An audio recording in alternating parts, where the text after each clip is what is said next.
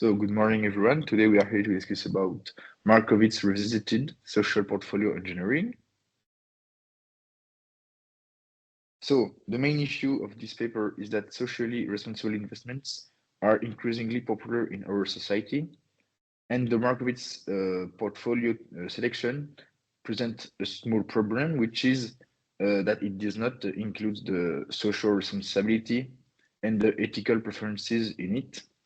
So this paper will give a new three-dimensional framework taking into account return, risks, and social responsibility. So now we will talk about the theoretical and empirical framework. So the Markowitz portfolio theory, the original theory say that it is possible to optimize a portfolio by balancing returns to a certain level of risk. The assumptions of this theory are that diversification reduces risk, returns are normally distributed, and finally, markets are efficient. So the modification to this Markowitz theory, so the base model only considers returns and risk. In the new model, we will take into account the return preferences, the risk aversion, and finally, the social responsibility preferences. Thanks to this new model, we have two types of portfolio optimization. The first one is the conventional investors that will optimize their Sharpe ratio, so the ratio between risk and returns. And then we have the socially responsible investors who will optimize the delta ratio. The delta ratio is the new ratio taking into account social responsibility. And finally, the outcome of this optimization, is a three-dimensional capital allocation plane. So about the data and the methodology of this paper, the data source is Thomson Reuters, in which we have more than 6,000 global stocks returns from 2001 to 2012. The returns are the historical average daily returns of each of the stocks. The risk is the standard deviation of this return. The social responsibility is the ESG scores normalized between 0 and 1. And finally, for the methodology, they run around 20,000 optimization to identify the Sharpe maximized and the delta maximized ratio. So the efficient frontiers, in this one, we have two key portfolios. The first one, the PFS Max. In this one, we have the maximum Sharpe ratio, so the most optimized portfolio without social responsibility. And the second one is the PF Delta Max, in which the delta ratio is maximized. And in this one, we have the most optimized while taking social responsibility into account. And so the resulting CAP covers the both portfolio and a risk-free asset, illustrating the options available to investors. So I will now let Emile continue. Thank you, Nathan. Hi, everyone. Now let's delve into the main findings of the papers. So the key results. First, the investors investors can maximize social responsibility and face a statistically significant decrease in expected return. The SR portfolio have a lower risk exposure, but significantly lower Sharpe ratio. The Sharpe versus the delta portfolio. So in the PFS Max, the mean return, the mean risk are higher, but the SG score is lower. So the SG score is the social sustainability and RSE score of a company. And in the PF Delta Max, the mean return and mean risk are lower, but the ESG score is higher. For the practical implication, in the practical implication, one key takeaway is that modest ECG improvements can be achieved with minimal financial trade-off by carefully screening out non-SRI stocks. SRI portfolio, when optimized for SR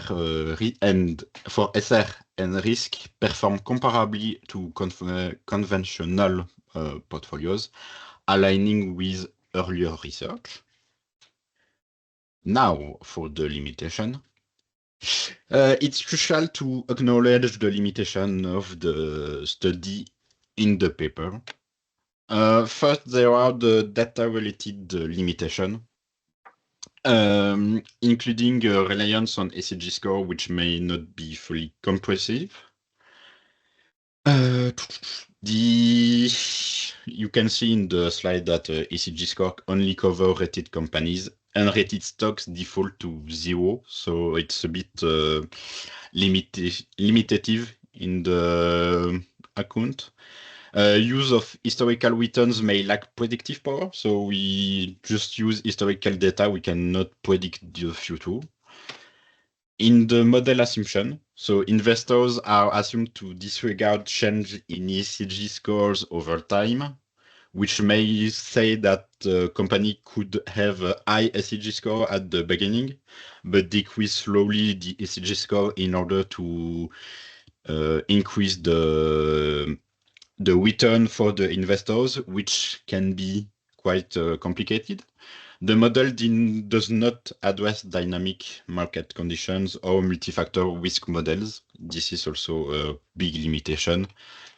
And for the final and most important limitation in our regards is that the model assumes investors are willing to trade returns for social responsibility, which may not hold uniformly across investor types. Most investors only see the money at the end of the line and not the sustainable way and the environment of the world.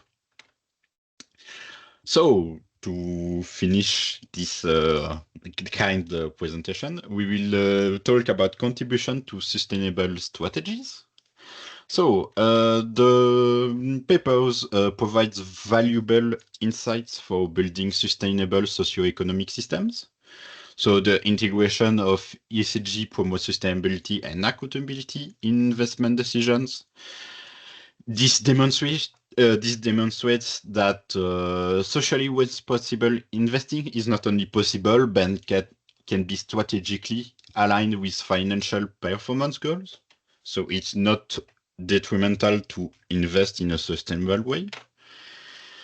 The strategic lessons of this paper is that the long-term focus ESG investing reward patient capital. So the more you wait, the more you will be rewarded for this wait.